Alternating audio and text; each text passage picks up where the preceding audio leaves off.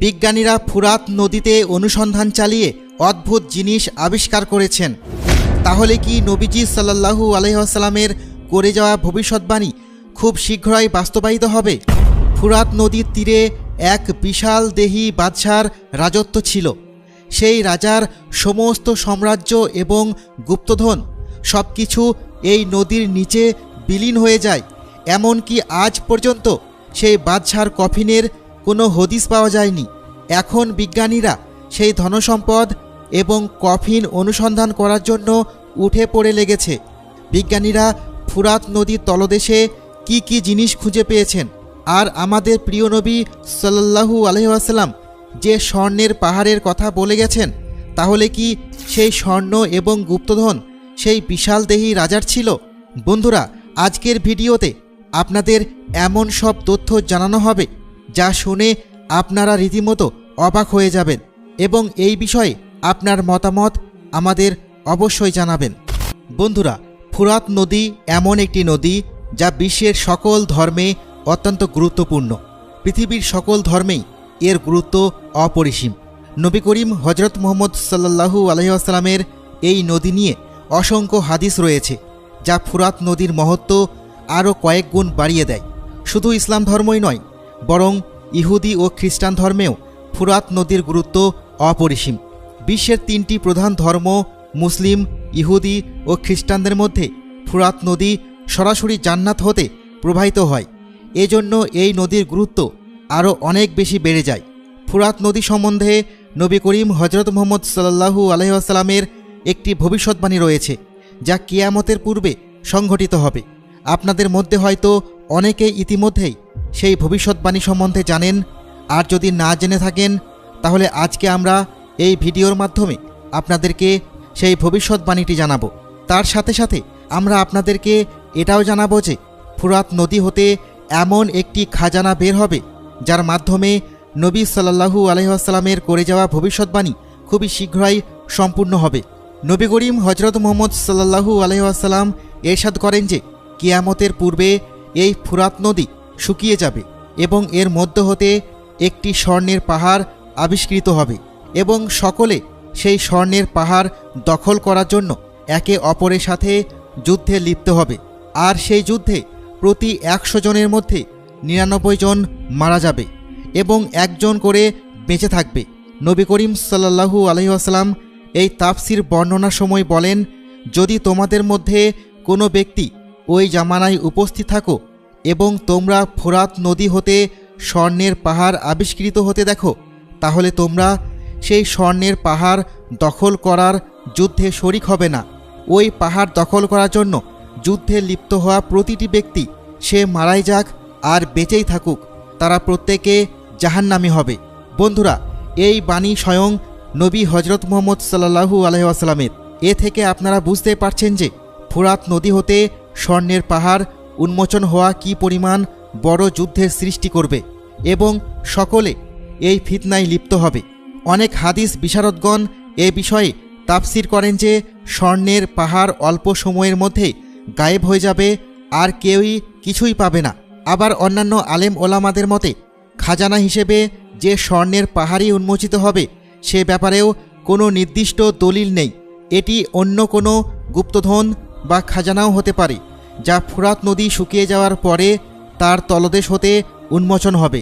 এ থেকে আপনারা সহজেই বুঝতে পারছেন যে ফুরাত নদী কিয়ামতের আলামতগুলোর মধ্যে কত বড় একটি আলামত। নবী করিম সাল্লাল্লাহু আলাইহি ওয়াসাল্লামের মতে ওই সময় কিয়ামতের খুবই নিকটবর্তী সময় হবে, এবং তখন ইমানের হেফাজত করা আরও অনেক বেশি কঠিন হয়ে যাবে। এজন্য রাসূল সাল্লাল্লাহু আলাইহি ওয়াসাল্লাম ওই স্বর্ণের পাহাড় দখলের যুদ্ধে সামিল হওয়া থেকে স্পষ্টভাবে নিষেধ করে দিয়েছেন। বন্ধুরা, আপনারা জেনে থাকবেন যে ফুরাত নদী কতটা দ্রুততার সাথে শুকিয়ে যাচ্ছে। এমনকি বিগত 10 বছরে ফুরাত নদী এতটাই শুকিয়ে গিয়েছে যে তার বিগত 50 বছরেও ততটা শুকায়নি। আর এই সকল নিদর্শন কিয়ামতের পূর্ব মুহূর্তের সাক্ষী দিচ্ছে। ফুরাত নদীর চারপাশের এলাকা সবসময় মানব সংস্কৃতি ও সভ্যতায় উঠে এসেছে। মেসোপটেমিয়া নামের প্রাচীন সভ্যতাও ফুরাত নদীর আশেপাশেই গড়ে উঠেছিল, আর গবেষকরা এ বিষয়ে অসংখ্য প্রমাণ পেয়েছেন। খ্রিস্টান মাযহাবের ধর্মীয় গ্রন্থ বাইবেলে যেখানে তাওরাত, জাবুর ও ইঞ্জিলও শামিল রয়েছে, সেখানেও ফুরাত নদী সম্বন্ধে একটি ভবিষ্যৎবাণী উঠে এসেছে। তাওরাত ও জাবুর মোতাবেক ফুরাত নদীর ওই এলাকায় একজন অনেক বড় এবং কদাকার বাদশাহর রাজত্ব ছিল। এখানে একটি বিষয় অবশ্যই মনে রাখবেন যে এটি হচ্ছে বাইবেলের বর্ণনা, যা নিয়ে ইতিমধ্যে অনেক তর্ক বিতর্ক হয়েছে। তাই এই ঘটনা সম্পূর্ণরূপে সঠিক তা নিশ্চিতভাবে বলা যাবে না। বাইবেল মোতাবেক সেই বাদশার নাম ছিল গিলগামেশ এবং তার রাজত্ব ছিল একটি বড় শহর জুড়ে। সেই শহরের নাম বাইবেলে উরাক বর্ণিত রয়েছে। ওই বাদশার উচ্চতা বাইবেল মোতাবেক 9.5 ফুট ছিল এবং নিঃসন্দেহে সে একজন বাহাদুর বাদশা ছিল, যে অমরত্ব লাভের জন্য অনেক চেষ্টা করেছিল, কিন্তু শেষ পর্যন্ত ব্যর্থ হয়েছে। শুরুতে সে একজন ভীষণ জালিম বাদশা ছিল, কিন্তু অমরত্ব লাভের সকল চেষ্টায় ব্যর্থ হওয়ার পর ওই ব্যক্তি তার সমস্ত অসৎ কাজের জন্য তওবা করেছিল। এরপরে ওই বাদশা তার প্রজাদের প্রতি অনেক নরম এবং দয়ালু হয়ে গেছিল। এরপর ওই বাদশা তার সারা জীবন প্রজাদের সেবা করে কাটিয়ে দিয়েছিলেন। বন্ধুরা, বাইবেল অনুসারে সেই বাদশার সমাধি ফুরাত নদীর তীরবর্তী এলাকায় অবস্থিত এবং তার সমাধির ব্যাপারে এও বলা হয়েছে যে সেখানে বিপুল পরিমাণে খাজানা রয়েছে। গত 125 বছর ধরে গবেষকরা সেই রাজার সমাধিটি শনাক্ত করার চেষ্টা করছেন, কিন্তু এখনও পর্যন্ত তারা সফল হতে পারেনি। এজন্য গবেষকদের ধারণা ছিল যে সম্ভবত ফুরাত নদী নিজের পথ পরিবর্তন করে নিয়েছে এবং ওই বাদশার মৃতদেহ নদী গর্ভে বিলীন হয়ে গেছে। ধারণা করা হয় যে যদি ফুরাত নদী শুকিয়ে যায় তবুও এর অবস্থান চিহ্নিত করা যাবে, কারণ তার সেই কফিনটির নকশা খুবই অদ্ভুতভাবে এবং মজবুত কাঠামোতে তৈরি করা হয়েছে। সবচেয়ে অদ্ভুত এবং আমাদের মুসলমানদের জন্য বিশেষ খবর হচ্ছে এই যে ফুরাত নদী খুবই দ্রুত শুকিয়ে যাচ্ছে। ইতিমধ্যেই ফুরাত নদীর তলদেশ বিভিন্ন জায়গায় উপরে উঠে এসেছে এবং ফুরাত নদীতে পানির পরিমাণ ভয়ঙ্কর রকমভাবে কম হয়ে এসেছে। এর ফলে ওই সকল মানুষজন তো ভোগান্তিতে পড়ছেই, যাদের বসবাস ফুরাত নদীর তীরবর্তী এলাকায় এবং যারা বিভিন্নভাবে পান করা ও দৈনন্দিন কাজের জন্য ফুরাত নদীর পানির উপর নির্ভরশীল। গবেষকরা ফুরাত নদীর তলদেশে পৌঁছানোর জন্য চেষ্টা করছেন যাতে তারা ওই বাদশার মৃতদেহ শনাক্ত করে তা হতে গুপ্তধন আবিষ্কার করতে পারেন। যদি আমরা সেই গুপ্তধনের পরিমাণ সম্বন্ধে ধারণা করতে যাই তাহলে বাইবেল মোতাবেক বলা যায় এই খাজানা ভীষণ দামি। যদি বাইবেল অনুযায়ী সেই গুপ্তধনের মূল্য সম্বন্ধে ধারণা করা হয় তাহলে এর মূল্য বিলিয়ন বিলিয়ন মার্কিন ডলার পর্যন্ত হতে পারে।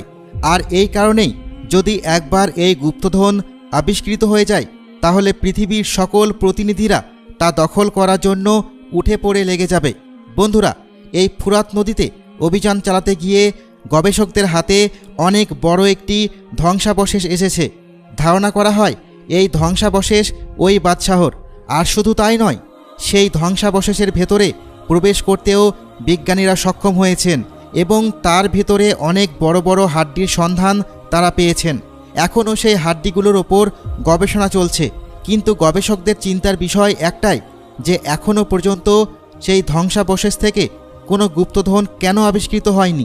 মেসোপটেমিয়ার সভ্যতার ইতিহাস হতে ধারণা করা যায় যে সেই বাদশাহের রাজত্ব আজ থেকে প্রায় 4500 বছর পূর্বে ছিল। মেসোপটেমিয়া সভ্যতার বিভিন্ন গ্রন্থ থেকে এও জানা যায় যে ওই বাদশার বিভিন্ন ধরনের অদ্ভুত আকৃতির দালান ও ইমারত তৈরি করার শখ ছিল। এজন্যই গবেষকদের ধারণা হয়তোবা ফুরাত নদী হতে এমন কোনো অদ্ভুত আকৃতির ধ্বংসাবশেষ পাওয়া যেতে পারে যার মধ্যে ওই গুপ্তধন সংরক্ষিত রয়েছে। এ কারণেই এখনও পর্যন্ত পাওয়া সেই ধ্বংসাবশেষটি আরও ভালোভাবে পরীক্ষণ নিরীক্ষণ করে দেখা হচ্ছে। বিভিন্ন ধরনের আধুনিক টেকনোলজি ও যন্ত্রপাতি ব্যবহার করে তারা চেষ্টা করে যাচ্ছেন যাতে সেই গুপ্তধন পর্যন্ত পৌঁছানো যায়। বন্ধুরা, যদি সত্যিকার অর্থেই সেই বাদশার আমলের কোনো গুপ্তধন ফুরাত নদীতে থেকে থাকে আর তা আবিষ্কৃত হয়ে যায় তাহলে তা পুরো বিশ্ববাসীর জন্য মোটেও সুখকর কোনো খবর হবে না, বরং তা অনেক বড় এবং ভয়ানক ধরনের ফিতনার কারণ হবে। বন্ধুরা, এই ভিডিও সম্বন্ধে আপনাদের মতামত নিচে কমেন্ট বক্সে অবশ্যই শেয়ার করবেন।